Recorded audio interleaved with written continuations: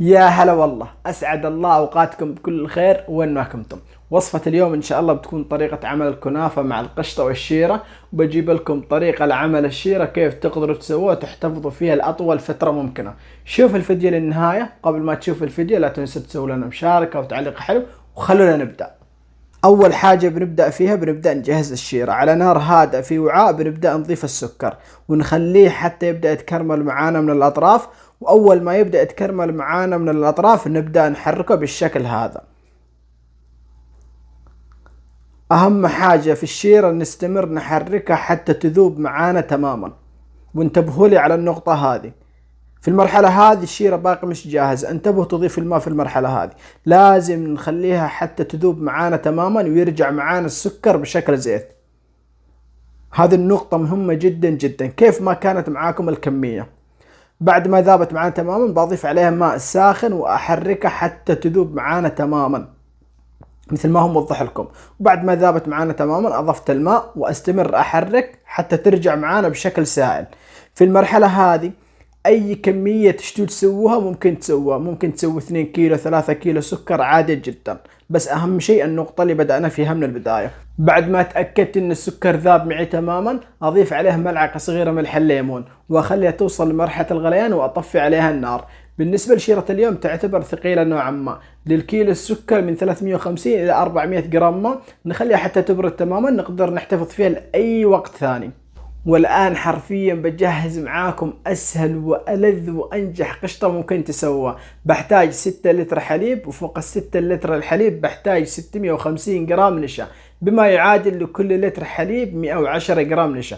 بخلط النشا مع الحليب على البارد طبعا حتى يتجانس معي تماما، ضروري تكون على البارد، وبعدين أرص النار تكون هادئة جدا، واستمر فقط اخلط في المرحلة هذه. والان بضيف لها قليل فانيلا سائلة، وممكن نضيف لها كوبين 3 سكر تطلع معاكم حلوة ولذيذة.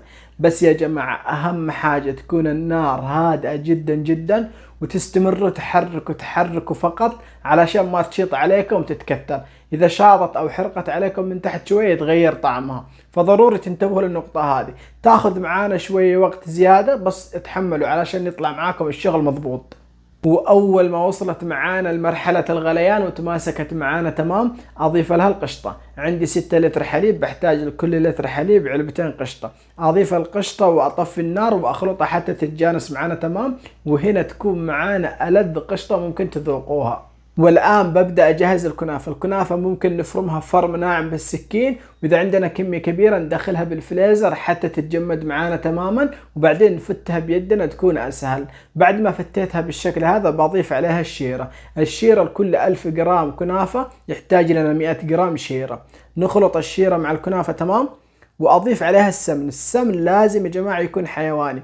بالنسبة للسمن كل 1000 جرام كنافة من 150 إلى 200 جرام سمن، وكل ما زاد كان أفضل. بخلط الشيرة والسمن مع الكنافة تمام حتى توصل معانا للمرحلة هذه. أي صينية خبز متواجدة عندنا ندهنها بالسمن تمام. أوزع الكنافة وأكبسها تمام، وأسوي للصينية جدار من الكنافة مثل ما هو موضح لكم، وأضيف القشطة. أوزع القشطة مثل ما هو موضح لكم بالشكل هذا، وأخليها تكون بعيدة شوية عن الحواف، وأضيف طبقة كنافة من فوق. الطبقة اللي من فوق تكون سميكة، ونوزعها. وبعد ما وزعتها تمام أكبسها مضبوط بيدي، وأوزع عليها سمن مثل ما هو موضح لكم. ان شاء الله بزيد انزل لكم نقطة مفصلة بخصوص الموضوع هذا، وادخلها في فرن. الفرن يكون ساخن جدا على درجة حرارة من تحت 220 ومن فوق 160. تاخذ معي تقريبا من 35 الى 40 دقيقة وتكون جاهزة. وهذه ما شاء الله تبارك الله سويت صحن صغيرة من نفس العجينة ومن نفس الكنافة ومن نفس القشطة. وهذه الشيرة شوفوا لي ما شاء الله كيف ثقيلة. ضروري تجربوها وتعطوني رأيكم، وأي استفسار اكتبوا لي بالتعليقات بحاول أرد عليكم. وفي أمان الله.